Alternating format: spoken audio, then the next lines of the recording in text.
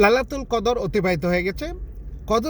সূরা কদরে আল্লাহ তাআলা লাস্টের আয়াতে বলেছেন যে এই রাতে ফেরেশতা এবং রূহ নাজিল হয় আল্লাহর নির্দেশক্রমে, এবং এটা সকলের জন্য একটা নিরাপত্তা সূচক, এবং এটা ফজর পর্যন্ত কার্যক্রম থাকে। এখন কথা হলো যে যদি বাংলাদেশে ফজর হয় তাহলে আমেরিকাতে এটা সন্ধ্যা হয়, আর বিশ্বের অনেক দেশে আসে, মেরু অঞ্চল আছে যেখানে কখনো রাত্র 6 মাস রাত্র হয় না, 6 মাস দিন হয় না। তাহলে এই কোরআনের এই আয়াত কীভাবে কার্যকর করে?